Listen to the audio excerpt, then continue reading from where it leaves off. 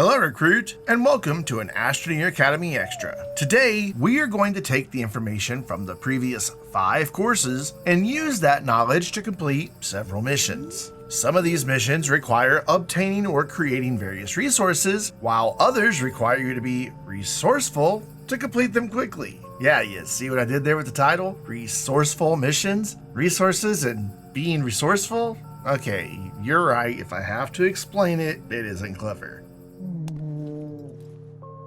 Anyway, now that we have learned all about space travel and investigated each planet, it is time to turn our attention to a few missions that will visit all of those planets. We have discussed using packagers numerous times to date in Astroneer Academy, but not the mission that offers rewards for creating them. The Relocation Package mission simply requires that you unlock and create a packager and rewards you with unlocking the schematic for the medium shredder and gives you a free medium shredder that you can begin using.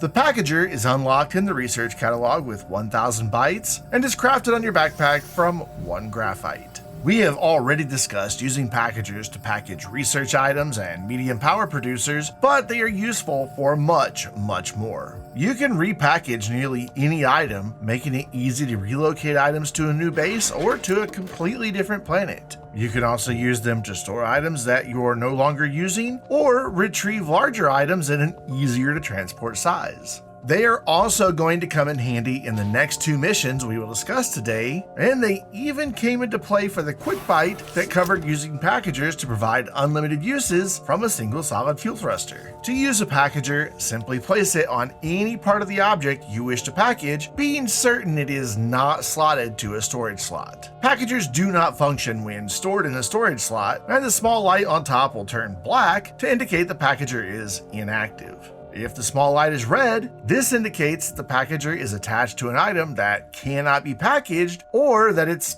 not actually attached to anything. If the packager is ready to be used, the small light on the top will turn green. Simply interact with the packager to pack the item it is attached to. The packager itself will be consumed. That brings us to a quick pro tip for storing packagers without consuming any storage slots. Since packagers will attach to nearly any object, you do not need to utilize a storage slot to transport them. You can simply attach them to the side of a vehicle and they'll remain there. You will want to use caution when placing them near a rover seat or the seat of a tractor, however, as too many nearby packagers may cause unexpected results when you attempt to exit the seat. There is one other thing to note when attaching packagers to the side of a shuttle or even other vehicles. Due to an unknown glitch in our training simulation, packagers may appear to be attached when you reload the training simulation when, in reality, they are not. If you have stuck several packagers to the side of your shuttle and are now wondering if they're still attached, there is a simple way to check. Simply pick up the shuttle and move it a few feet to the side. If the packagers remain in place, hey, they're no longer attached to the shuttle and you need to reattach them. Hopefully they will move with the shuttle and you won't have to worry about it. With the packagers unlocked and one created, you can head to the mission log to claim your rewards of a medium shredder along with a schematic unlock for the medium shredder. You can use that shredder along with the knowledge you gained from Astroneer Academy 202 about scrap and the trade platform. I want to pause here for a moment to mention that the majority of the remaining missions we will discuss today have prerequisite missions that must be completed before they become available. We have been keeping a very close track of which missions you have and have not yet completed during your studies with Astroneer Academy. If you have been following along with all of our courses, then you will have already completed these prerequisite missions. If you do not see a particular mission in your mission log, then you most likely have not yet completed the prerequisite mission. It should also be noted that all missions that require you to gather specific resources must be completed by extracting that resource with your terrain tool. While you can use a trade platform or soil centrifuge to obtain these resources, those will not count towards the completion of a mission. The next mission today is Forward Progress, which requires you to place a shelter and a landing pad on another planet. You may recall that you received a field shelter as a reward for the 2 Parts Unknown mission in Astroneer Academy 201, which is also the prerequisite mission for forward progress. That field shelter can satisfy one of the requirements for forward progress, though you can use a regular shelter or even the pumpkin shelter if you wish. I personally choose to utilize the field shelter for this mission since it is only a small Tier 1 object when packaged, which makes it small enough to carry in your backpack. You will also need to take along a packaged landing pad. Thankfully, that packaged landing pad is a medium Tier 2 object despite being crafted on the large printer. This package size means you can utilize any shuttle to transport a landing pad to a new planet. You can choose any planet you wish to complete this mission, and once you arrive, simply unpack your shelter and landing pad. As we discussed in Astroneer Academy 201, all landing pads that you create will feature a mission log. With forward progress complete, you can now claim your rewards of a free buggy, rover seat, and 1500 bytes. Personally, I prefer to complete this mission on Calidor, as the buggy is a great vehicle to take out on the dunes for some exciting downtime. Our next mission to complete today, Safe as Houses, became available as soon as we completed forward progress. For Safe as Houses, you simply need to place a shelter or landing pad on all 5 planets and the 2 moons. On the surface, that sounds like you'll need a lot of resources to create a bunch of shelters or landing pads. This is where the packagers are going to come in clutch in another pro tip. Simply repackage either the field shelter or the landing pad, load it into your shuttle, and head to a new planet. My personal preference is to utilize the field shelter since it is the smaller of the two, and while you can use either it or the landing pad, I'm going to reference the field shelter for the rest of this pro tip. Once you arrive on the new planet, unpackage the field shelter and watch for the mission progress notification to appear. Once it does, repackage the field shelter and head to yet another planet or moon. I think you can see where this is going. If you bring along enough packagers, which you learned earlier today can stick to the side of your shuttle for easy transport, you can hop from planet to planet and from moon to moon and quickly deploy and repackage the field shelter to complete this mission. In our Quick Bite 3 weeks ago, you learned how bringing along even more packagers will allow you to make all of these trips using a single solid fuel thruster. Once you have deployed the field shelter on all 5 planets and the 2 moons, head to a location with a landing pad and claim your reward of 2 QTRTGs and the schematic unlock for the medium shuttle. Now, let's turn our attention to 5 more missions that all center around obtaining or creating various resources, starting with Bait and Switch. This mission became available after you completed the Smeltering Lehot mission in Astroneer Academy 103.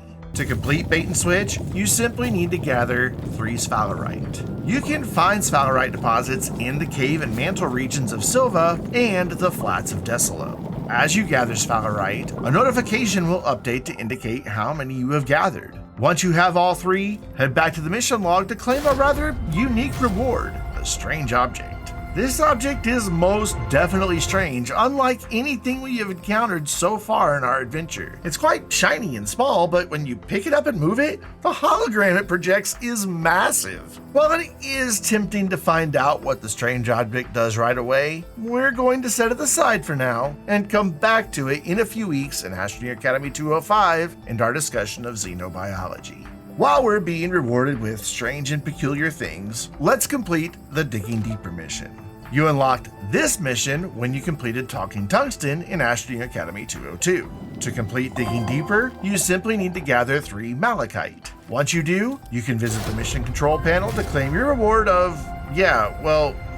what's all that mean? The mission log isn't exactly helpful here, is it? What you have, recruit, is a peculiar piece. It looks a lot like the strange object you received from Bait and Switch, and it too has a hologram indicating something fairly large is waiting to be deployed. I'm telling you, Exodynamics is using Time Lord technology. Yes, I'm talking about Doctor Who again, deal with it. This thing is definitely bigger on the inside. What's in there will have to remain a mystery for now, as we will not be needing it until our discussion of trains in Astroneer Academy 302. We're done with strange and peculiar things for now, so Eyes on Lithium is our next mission today, and it requires a bit of space travel. Jump into your shuttle and blast off for Novus or Visanya to gather at least 3 lithium.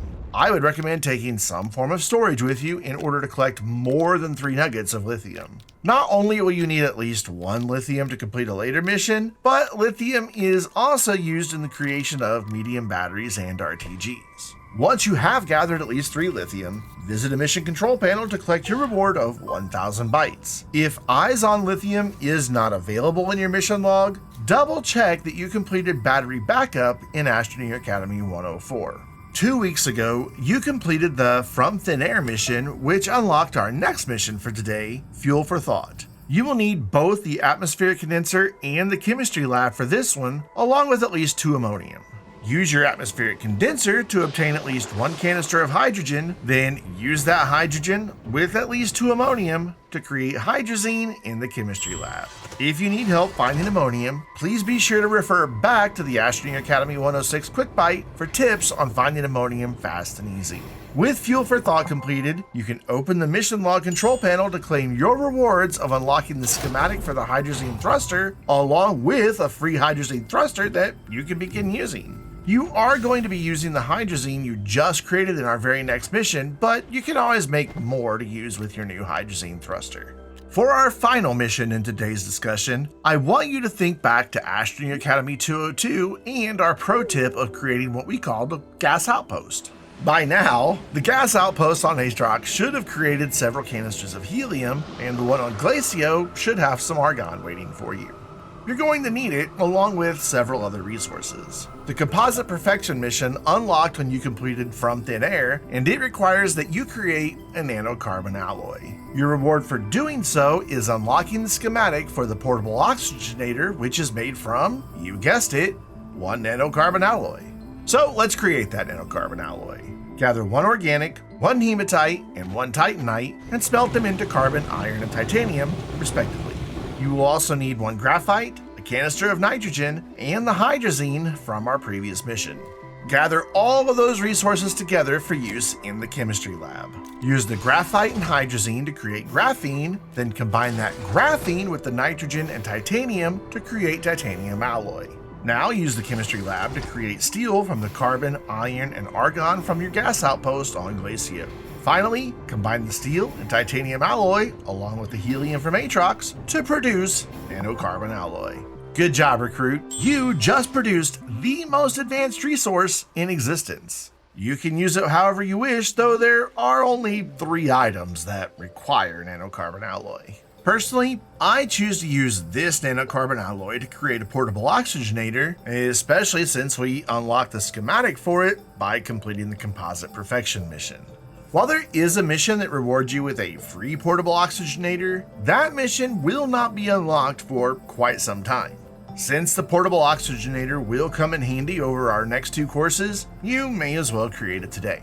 While we have discussed using a portable oxygenator several times in our previous courses, we have never discussed the details. So yeah, this is the portable oxygenator. If you do not unlock its schematic from the Composite Perfection mission, it will require 10,000 bytes to unlock it in the research catalog. It is created on your backpack printer from 1 nanocarbon alloy.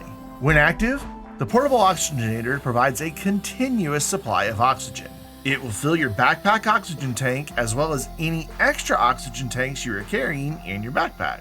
Once those tanks are full, it will continue providing unlimited oxygen as long as it is active. With the portable oxygenator equipped and active, you will no longer connect to tethers. Since you do not connect to tethers, this also means your backpack cannot use the power from tethers to charge its own internal batteries or small batteries stored in your backpack.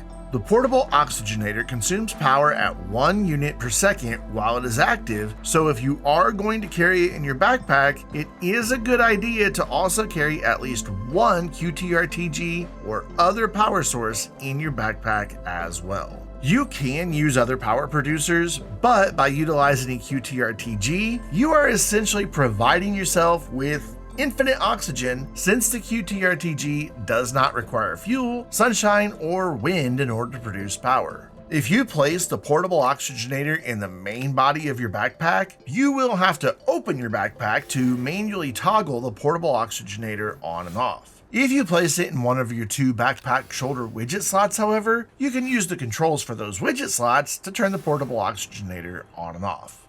You are not the only Astroneer who can benefit from your portable oxygenator. Any fellow Astroneers who have joined you in the training simulation can receive oxygen from it as well, as long as they are nearby. When they are nearby, you will see a tether line appear connecting their backpack to your own. The portable oxygenator does not consume any additional power when this happens, so you are essentially providing free oxygen to your fellow Astroneers.